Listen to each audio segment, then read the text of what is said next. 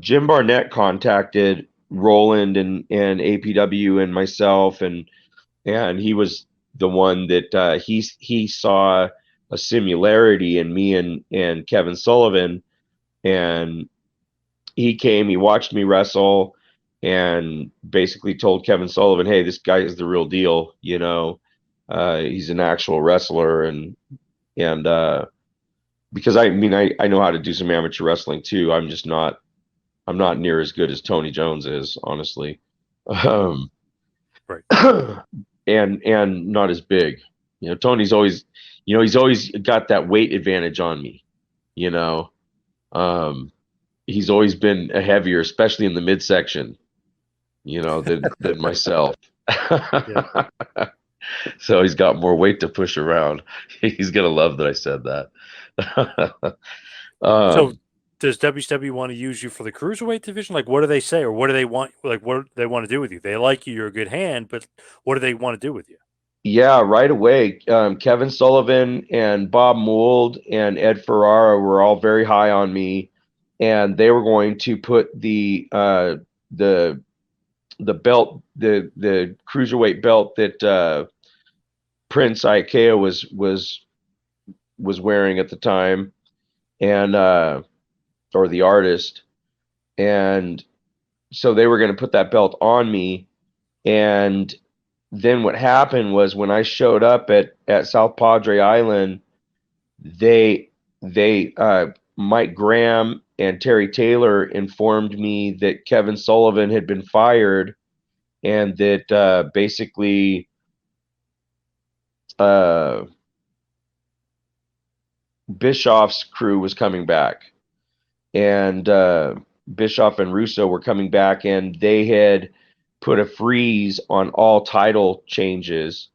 So briefly, I was going to do the job for the artist, and then within a half an hour, someone came to me. Both Terry Taylor and Mike Graham came to me and said, actually, so it's been changed. You're going to go over on him still, but it's going to be a non-title match. So that's what the way it was explained to me going into it. But on live TV, they really didn't do a very good job explaining it, and there was a little bit of confusion at first, as to, you know, did I win the belt or not? Uh, but you would think the fact that they didn't hand it to me would be enough for people to understand. Right, right. Um, but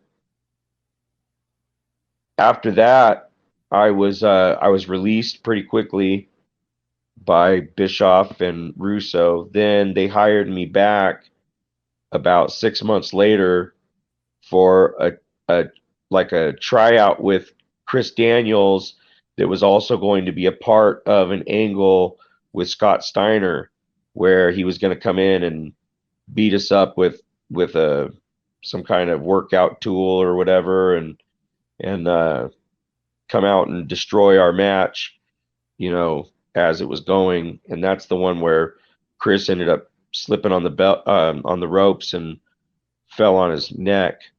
Uh, Pretty bad, looking bump, but thank God he was able to, still walk after that, and still has a great career.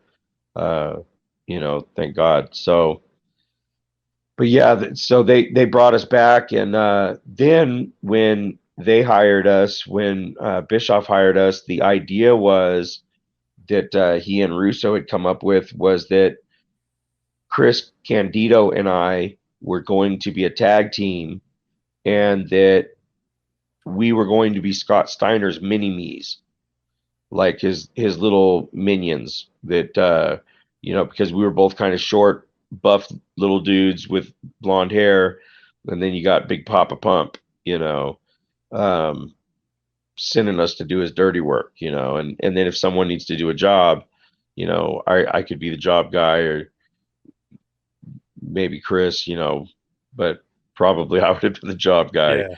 between the three of us, obviously.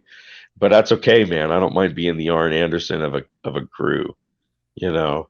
Um, someone, it was crazy. Like years and years ago, someone mentioned to me that, Arn Anderson was the jobber of the Horsemen.